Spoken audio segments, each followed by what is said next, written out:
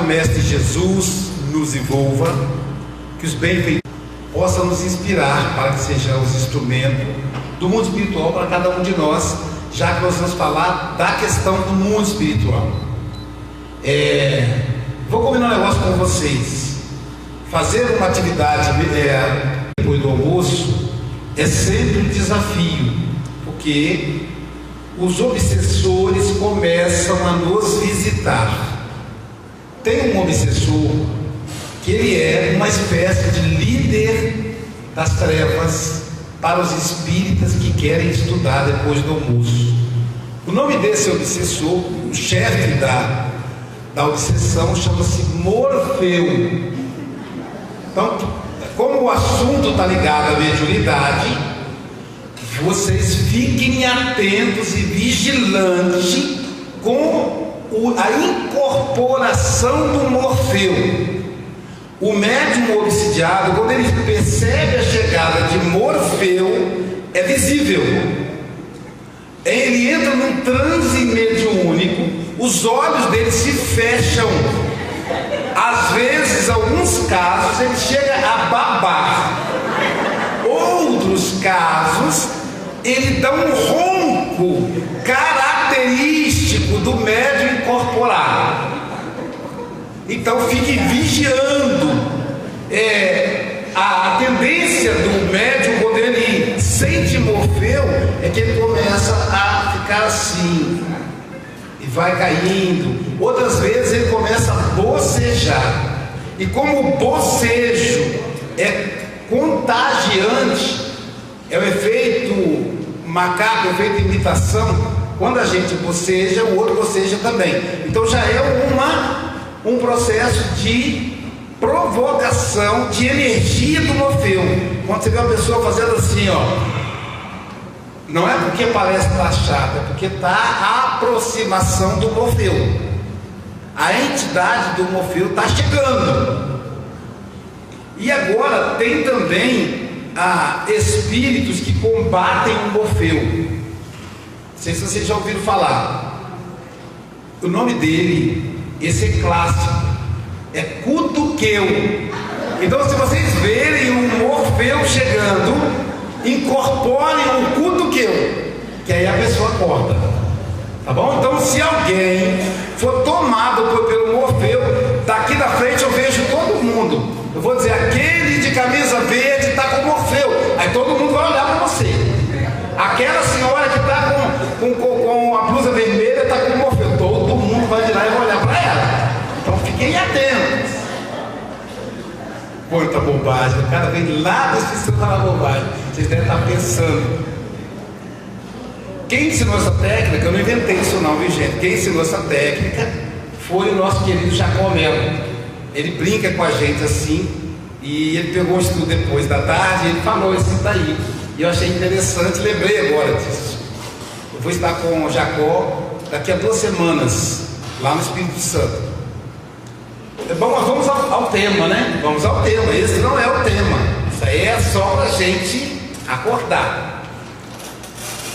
A relação do inconsciente com a mediunidade, com o intercâmbio mediúnico, com o intercâmbio do mundo espiritual. Como é que isso ocorre? Nós vamos perceber assim, no Livro dos Espíritos, Allan Kardec vai levantar para a gente a seguinte questão: o espírito é criado simples e ignorante. São duas palavras que parecem que combinam, mas ao mesmo tempo elas são estranhas uma à outra. É que a palavra simplicidade, aos olhos mais ignorantes, parece uma palavra que tem a ver com as pessoas que têm menos conhecimento. Mas à medida que o indivíduo adquire sabedoria, ele tende a ser mais simples. Einstein era simples. Chico Xavier era simples. Mohandas Gandhi, simples. Então, simplicidade é coisa de espírito superior. Complicar as coisas é para nós que somos atrasados. Só para a gente perceber como é simples.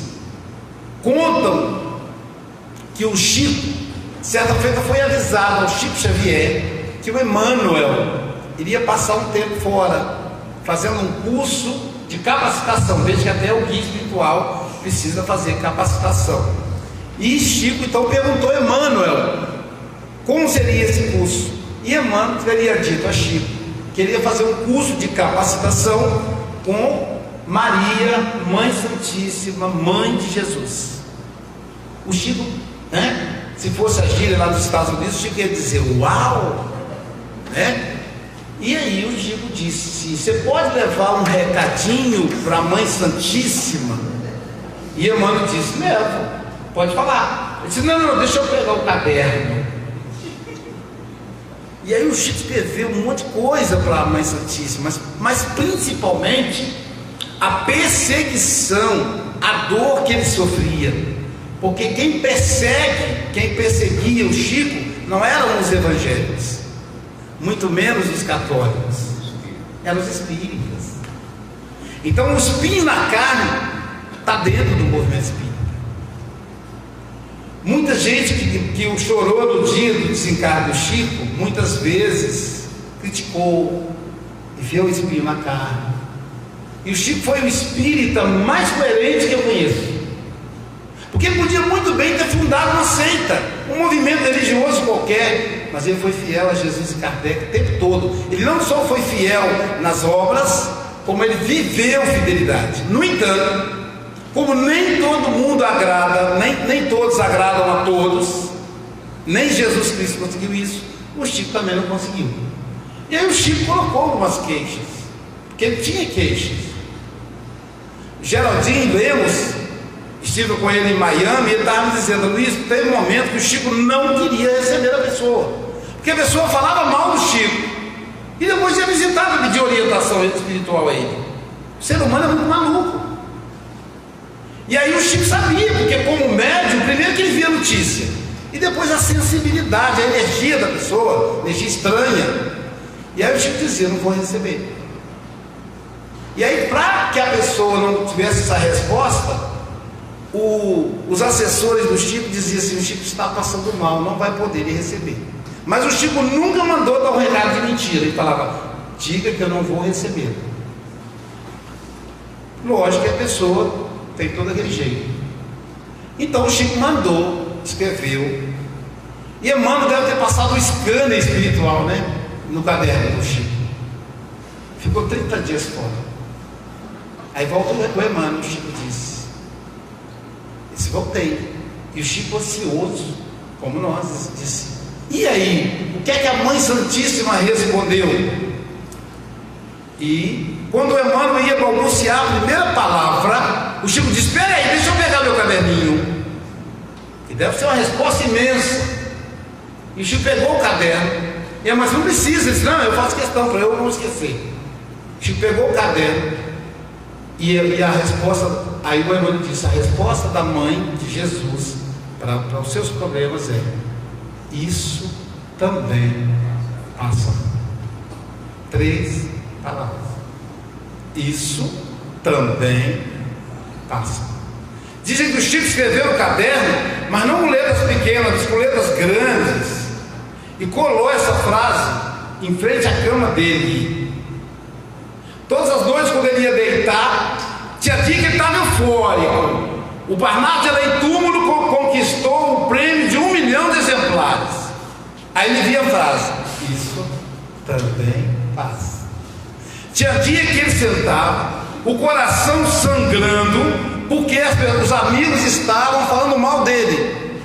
E aquela angústia, ele olhava a frase, isso também passa. Então veja como Maria, Mãe de Jesus, foi simples. 3 palavras que reduzem um verdadeiro tratado psicológico, que sintetizam a proposta espírita de consolar. Então simples, é simples. Maria era simples, Jesus era simples. Jesus não tinha uma pedra onde reclinar a cabeça. Ele fez o Sermão do Monte para milhares de pessoas, sem microfone. Simples. E se o microfone dá defeito? Eu vou falar sem microfone. Temos que ser simples. Então, simplicidade é sinal de sabedoria.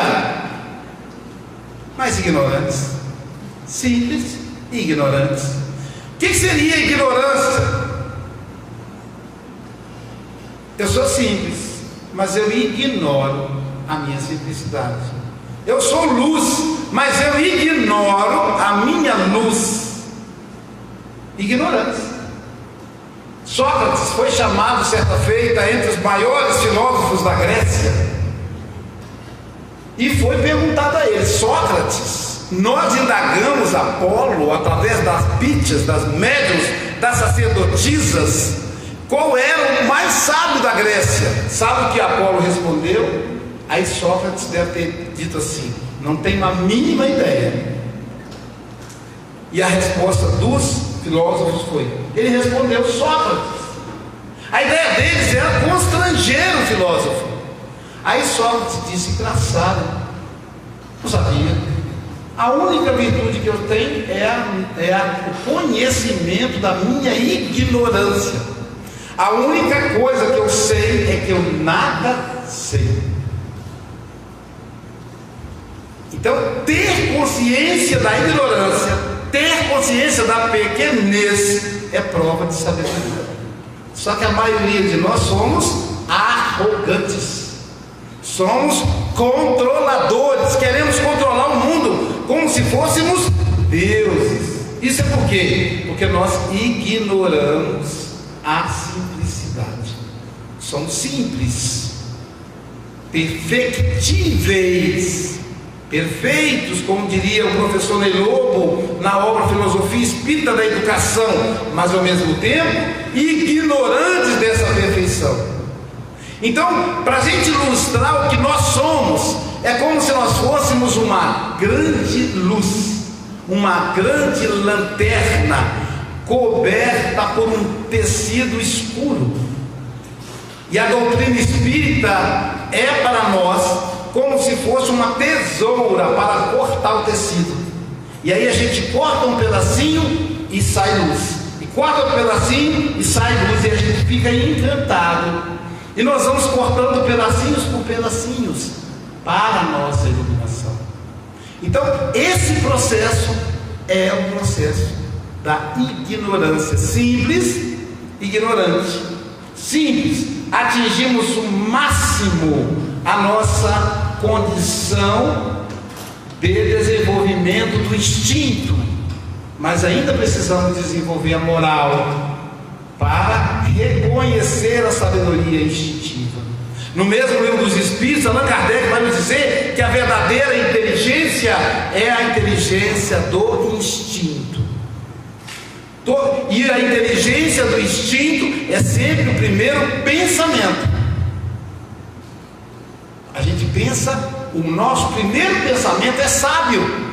O problema é que vem depois a razão. Vá ao hospital visitar os doentes, é o primeiro pensamento. Aí vem a razão e diz: não, mas domingo, depois do almoço, domingo é dia para passar com a família. E a gente vai fazendo um monte de justificativa para não fazer o bem. E a música do nosso companheiro diz: faça o bem, faça o bem, faça o bem, sem olhar a quem. Então, quando a gente tem que fazer o bem, vem sempre aquela frase. É o que os Espíritos vão nos dizer, que a primeira inteligência é a do instinto. E aonde está a inteligência do instinto? Aí a gente vai evocar a presença pedagógica, a presença literária do nosso querido Jorge Andréa, na obra Forças Sexuais da Alma. Como é que nós conhecemos Jorge Andréa? Conhecemos Jorge Andréa em 1996. Naquela época, aquele velhinho já tinha 84 anos. E uma das vezes que nós trajetávamos do aeroporto de Vitória até Guarapari, onde resido, o voo do Jorge Andréa atrasou. E ele disse: não vai dar tempo de eu trocar, de eu ir na casa de alguém. Eu vou ter que trocar de roupa aqui na estrada, porque eu tenho que ir direto para o auditório do SESC, onde estava acontecendo o seminário. Sabe o que nós fizemos? Eu e mais 2 homens fizemos uma parede humana, e ali mesmo, na beira do asfalto, aquele velhinho de 84 anos trocou, vestiu uma outra calça, uma roupa social, ajeitou-se e disse: agora estou pronto. Quando eu olhei para ele, eu disse: eu quero chegar a essa idade com essa qualidade de vida espiritual, de vida espírita. Quando ele chegou ao auditório lotado, ele deu aquela aula fantástica de inconsciente, que eu nunca mais vou me esquecer, e que eu devo obrigação de citá-lo, que foi com ele que eu aprendi essa parte. Não só a parte do inconsciente, como trabalhar, por exemplo, com regressão de memória. Aloysio, onde é que você desenvolveu a técnica de regressão de memória vida passada? Com o psiquiatra, Dr. Jorge André. Ele me ensinou. E ele se tornou o padrinho do nosso evento espírita, lá na Semana Espírita de Guarapari. Uma das vezes que estávamos conversando com aquela figura extraordinária, ele disse: Aloysio, traga o Clóvis. Traga o Clóvis Nunes. Você vai se encantar com ele. Clóvis é como se fosse o filho, disse ele. Ele ajuda a desenvolver a ciência espírita. E foi a ocasião que nós conhecemos o Clóvis Nunes. Fantástico, tinha um debate no domingo. Clóvis Nunes e Padre Quevedo. No domingo. Na sexta-feira seguinte, Clóvis Nunes ia falar sobre a pluralidade dos mundos habitados, vida em outros planetas. E o Clóvis, com a genialidade que ele tem, ele encantou. Aproveitamos o Fantástico, não percam, aquele Clóvis Pedro Fantástico vai estar aqui em Guarapari. Mas voltando ao Jorge Andréa, ele vai dizer que o inconsciente é semelhante a uma cebola. Pensem numa cebola. Mesmo os homens têm que aprender a mexer com cebola, não é só a mulher. Hoje os homens também cozinham. Cortam uma cebola no meio. Dentro da cebola tem camadas. Lembra disso? Camadas. A camada externa da cebola, ela é sequinha, é a casca da cebola, é para proteger a cebola das bactérias. É a camada externa. Essa camada externa da cebola é a nossa consciência. Assemelha-se à nossa consciência. É a camada mais fina, é a camada menos volumosa, é a camada de fora, é a casca da cebola. No interior, aquelas camadas branquinhas, que é o que nós comemos, aliás, eu gosto muito de cebola, que é o que nós comemos, ali está o nosso inconsciente. Na primeira camada branquinha é o inconsciente dessa encarnação. E o que está no inconsciente? Sigmund Freud, pai da psicanálise, vai dizer que o inconsciente é composto pelas experiências conscientes que foram jogadas para lá e pelas experiências que foram jogadas diretamente para lá, o que os evangélicos chamam de mensagem subliminar. Eu passo e vejo aquele garoto negro, por exemplo, foi embora. Lá na frente alguém fala: qual cartaz que fica bom? Seria bom um garoto negro sorrindo. Eu registrei essa imagem, mesmo não pensando nela. É o inconsciente. O inconsciente, tudo que nossos olhos é uma máquina fotográfica de alta resolução. Nossa mente é um HD com bilhões de gigabytes, bilhões de terabytes, melhor dizendo. Então, da entrada do portão até aqui, eu tirei mais ou menos 5.000 fotos. Algumas delas vão direto para o inconsciente. Então, o inconsciente dessa encarnação é a primeira camada. A segunda camada é o inconsciente da reencarnação passada. Depois a outra, depois a outra. O miolo da cebola, se vocês olharem uma cebola cortada, vocês vão ver que ela tem 2 miolos lá dentro. Um miolo representa a minha trajetória no reino animal, o instinto. O outro miolo representa vegetal. Eu já fui couve, eu já fui alface. Como assim? A pessoa fala, não vamos comer carne, não vamos comer nosso irmãozinho. Mas se você comer alface também, você está comendo seu irmãozinho também, porque você também já foi alface. Quando você toma água, você está bebendo seu irmãozinho, porque você também já foi hidrogênio, oxigênio, virou água. Vocês sabem como é que surgiu a água? O hidrogênio estava muito triste, solitário. Não precisava arrumar um companheiro. E aí ele conheceu o oxigênio. O hidrogênio precisava de um elétron para ele ficar completo. O oxigênio precisava de 2 na última camada. E o oxigênio falou: me dê o seu elétron, o hidrogênio está doido, eu quero o seu.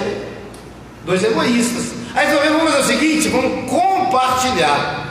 Eu lhe empresto o meu, você me empresta o seu. Você fica completo e eu também. Casaram. Mas o oxigênio, como aquele camarada mais egoísta, ele disse: um só não dá para mim, eu preciso arrumar outro. Não tem um marido que gosta de arrumar outra? A mulher que gosta de arrumar outro? Aconteceu com o oxigênio. E aí o oxigênio arrumou outro hidrogênio. Pronto. H2O. H2, 2 hidrogênio. E o oxigênio, água.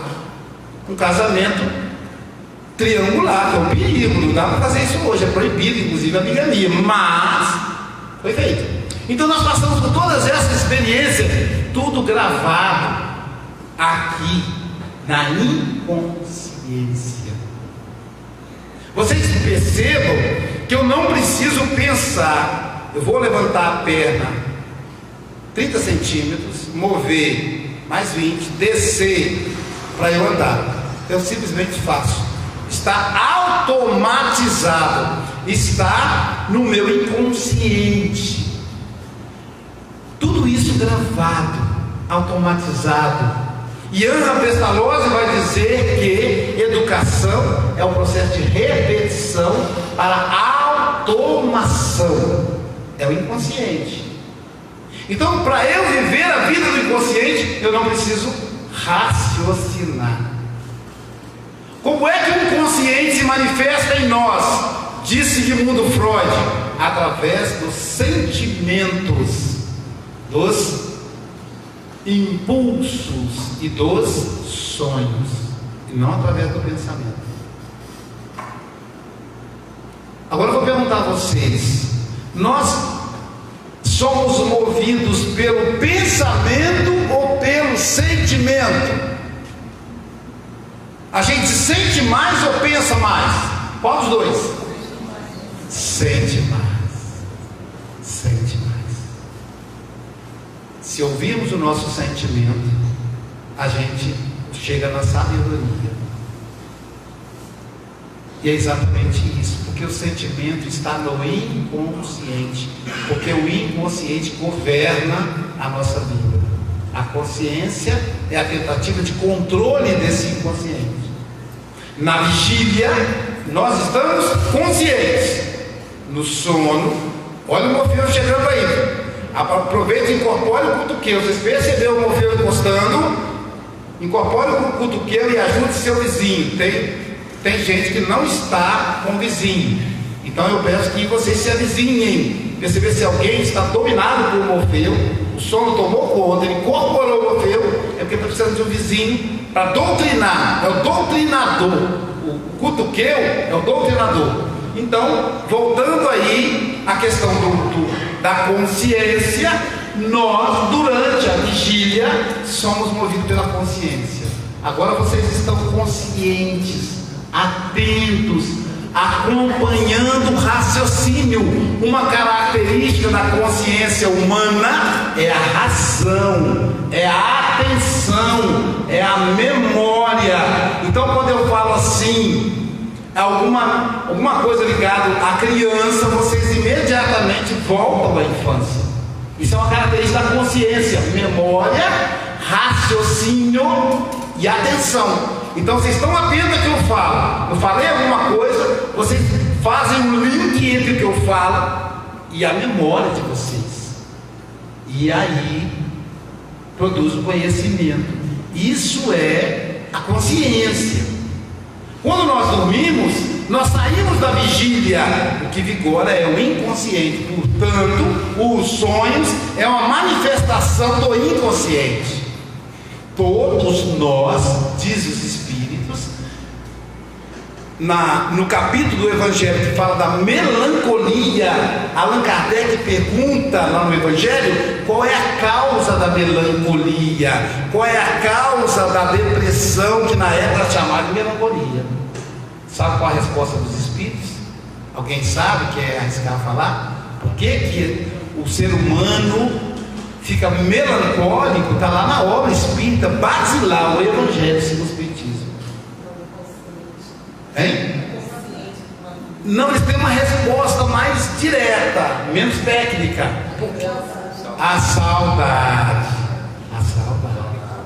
E sabe o que eles sabem mais? Eles dizem que se a gente não dormisse, nós cometeríamos suicídio em coletivo. Porque a vida pesada é muito complicada. Nesse momento, eu estava conversando agora há pouco com o Adilson da questão do meu voo, que não estou podendo fazer o check-in, deve ter sido cancelado. Olha a confusão, eu só vou chegar em casa amanhã, 9, 10 horas da manhã. E se meu voo atrasar, piora. Quer dizer, o espírito não. Se eu pensar agora na minha esposa, na minha sala, eu já estou lá. O espírito viaja pela velocidade do pensamento. Então esse corpo pesado, essa dificuldade de tecnologia, isso nos atrasa muito. E aí a saudade faz a gente desanimar. Para evitar isso, durante o sono, nós visitamos o mundo espiritual. Então quando a gente tem contato com familiares que já morreram, uma amiga que fazia o doutorado na Universidade Federal do Rio de Janeiro, ela não é espírita, é ateia, e o tema dela era um grande compositor carioca,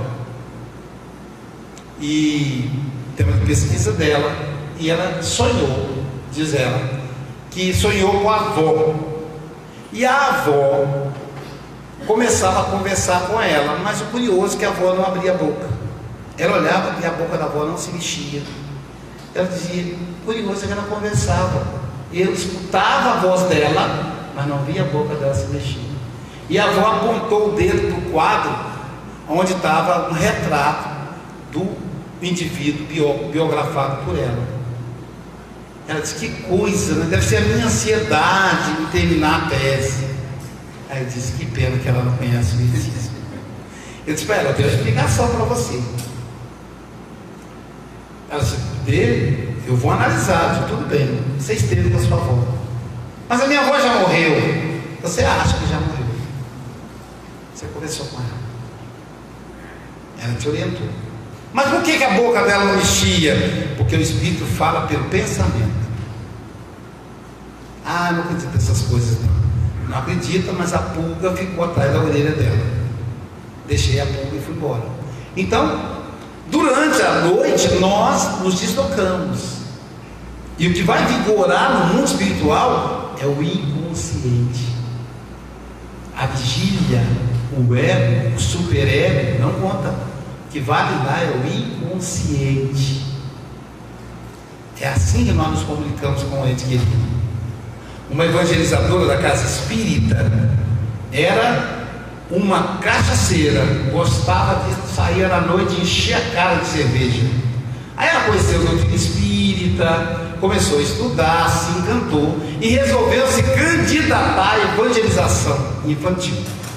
Ela foi alertada pela dirigente da casa espírita que para tal ela não poderia mais beber.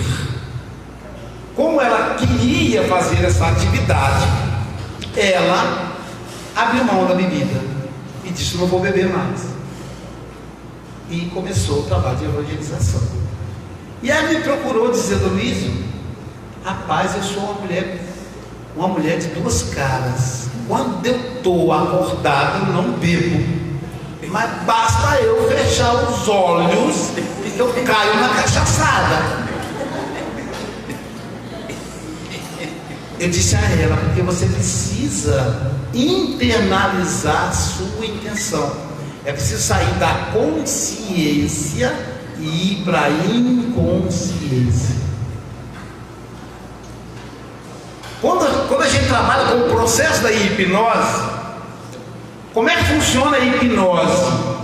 A pessoa amortece a consciência, amortece o senso crítico, ela continua acompanhando o processo, mas ela está com o senso crítico amortecido, e ela precisa que ela confie no hipnotizador, no hipnólogo, para que as sugestões dele sejam aceitas por ela.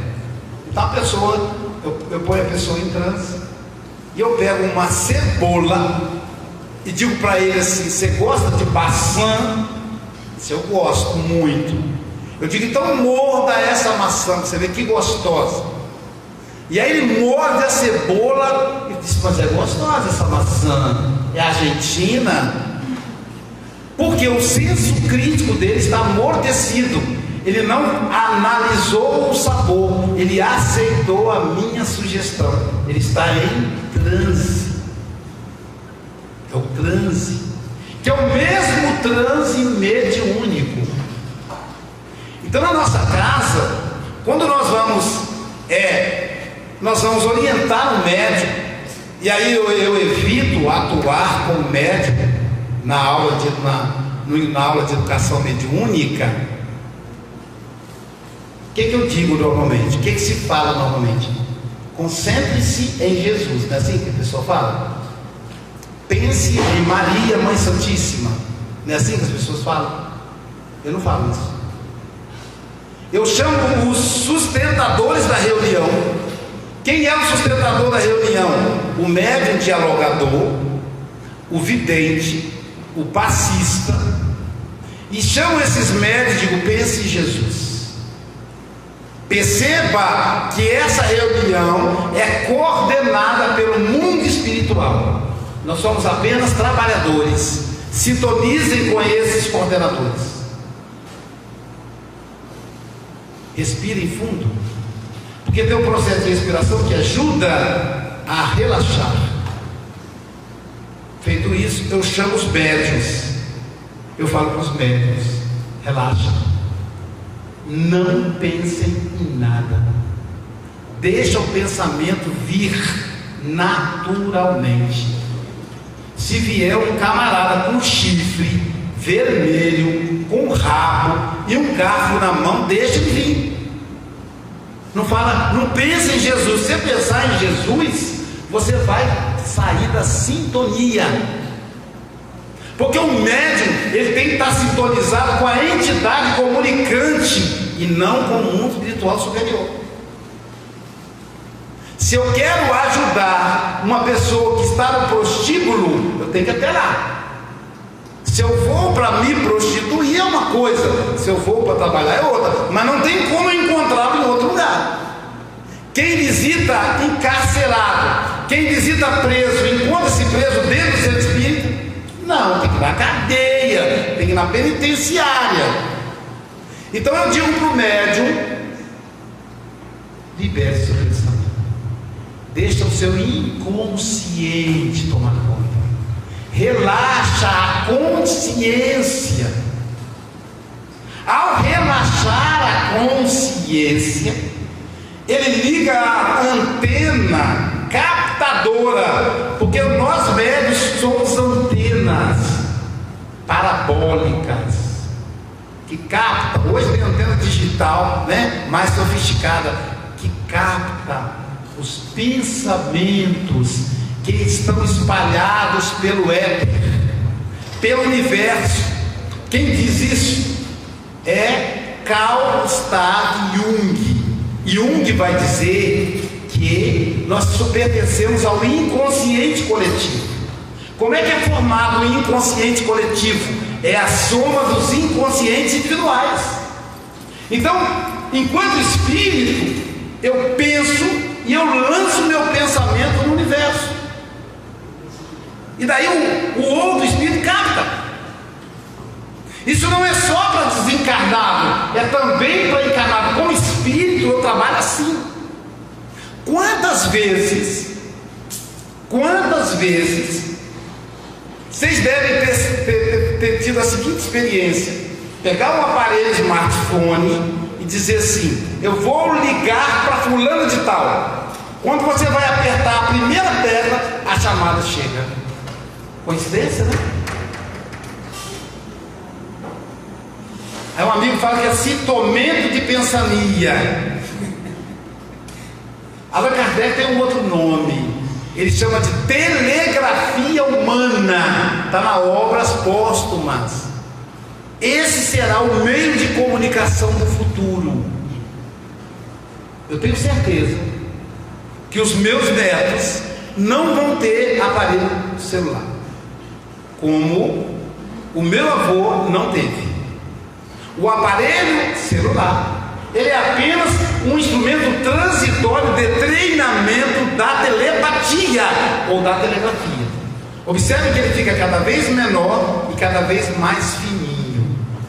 Já existe alguns que projetam imagem na mão. Existe inclusive já microchip, que você nem precisaria discar. Só não foi liberado ainda por causa da questão do controle dos políticos, que incomoda muito, mas fora isso já existe. Então é apenas um treinamento. Os mais jovens aqui da minha idade para frente devem lembrar do despertador. Era um relógio. Aquilo foi invenção do demônio aqui.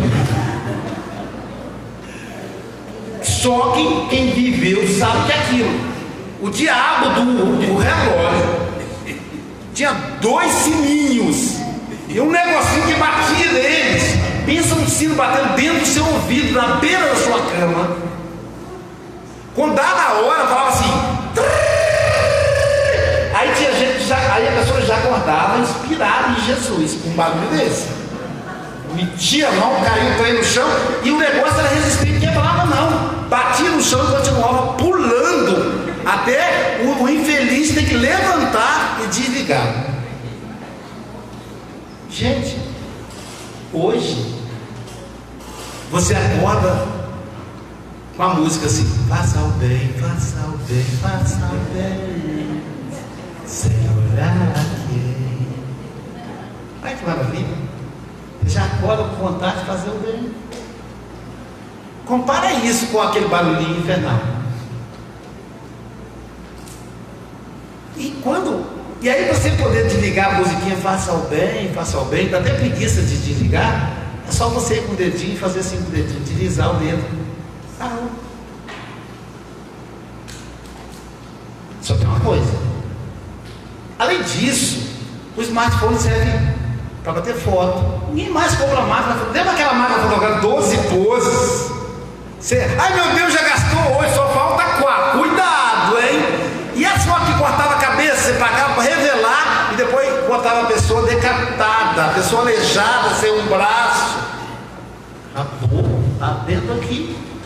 O computador está aqui também. Eu sou escritor, eu escrevo durante a viagem, meu computador é esse aqui. Mando texto, escrevo, mando, posto no Facebook para meus amigos avaliar. Se aprovar, vai para o livro. Tem até avaliação gratuita.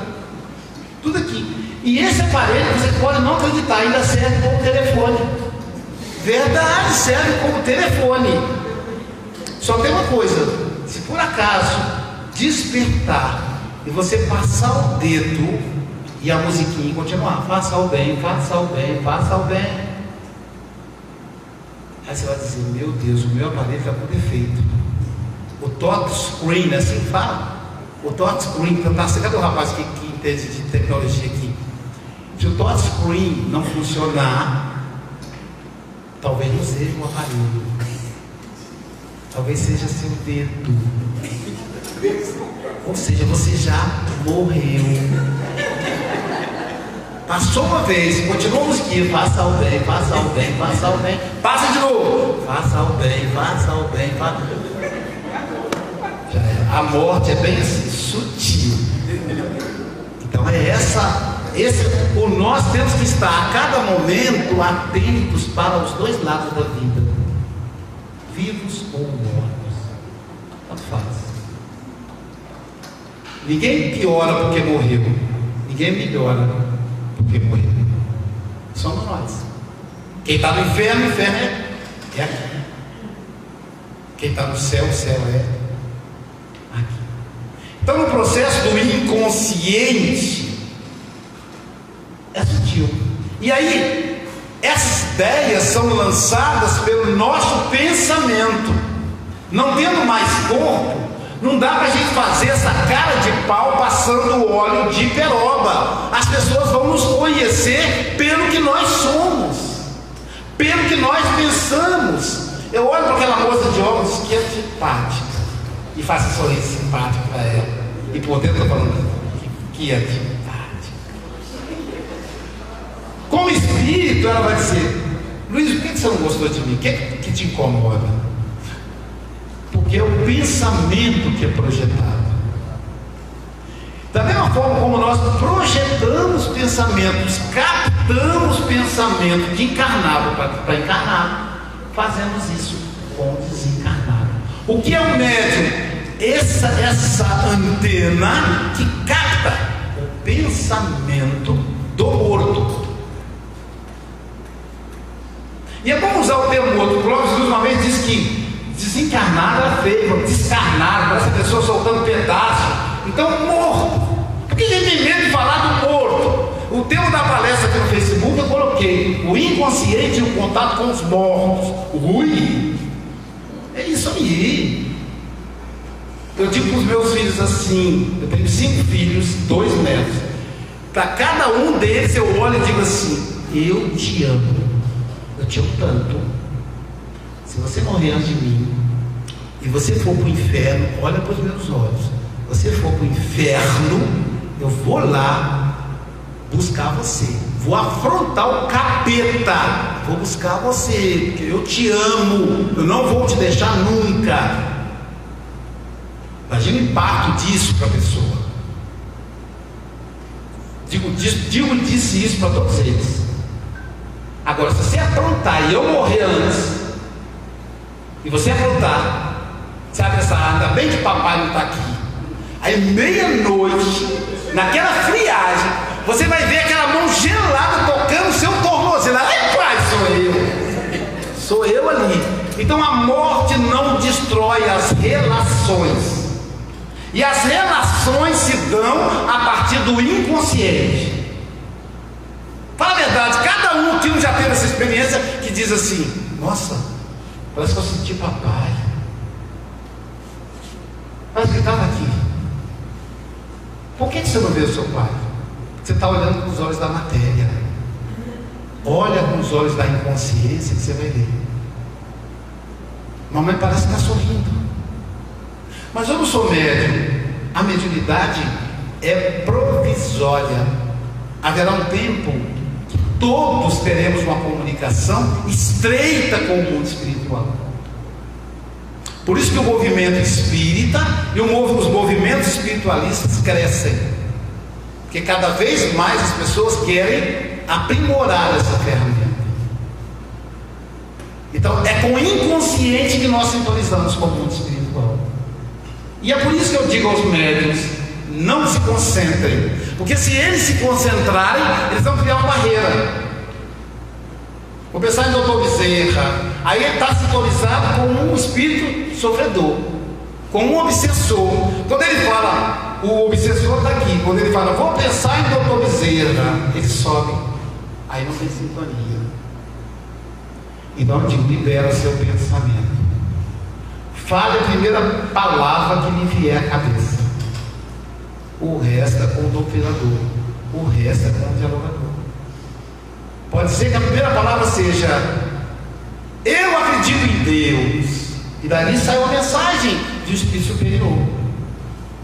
Pode ser que a primeira palavra seja, as primeiras palavras sejam: eu odeio os homens, porque sofri muito nessa vida. E aí você vai ter um diálogo com alguém que está com muito ódio e muita dor, e você vai poder orientar.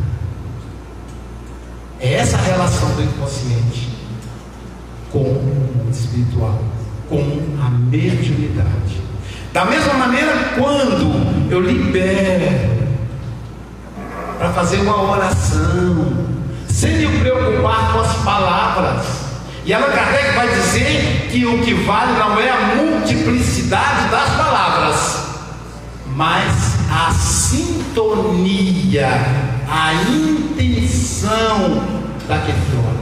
Portanto, o sentimento, portanto, o inconsciente. É isso, Kardec. Nós temos que ser breve, porque a gente está com o horário avançado. Agradeço a vocês pela atenção. Estamos com as nossas obras à disposição. Entre elas a gente tem o livro novo, que aqui em Caruaru ainda não conhece, lançamento, foi lançado nos Estados Unidos agora no final do mês de abril, chama-se Vida Louca, Vida Breve. É o primeiro livro que eu, na verdade, eu trabalho como organizador do livro, somos um grupo de médiuns, são mensagens romanceadas, são pequenas histórias de jovens que tiveram uma vida muito intensa e que deixaram o corpo físico cedo e que contam a trajetória disso. Qual a vantagem? A linguagem juvenil.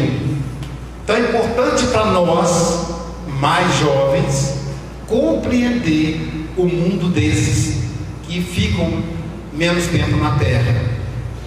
Quem recebeu essas mensagens?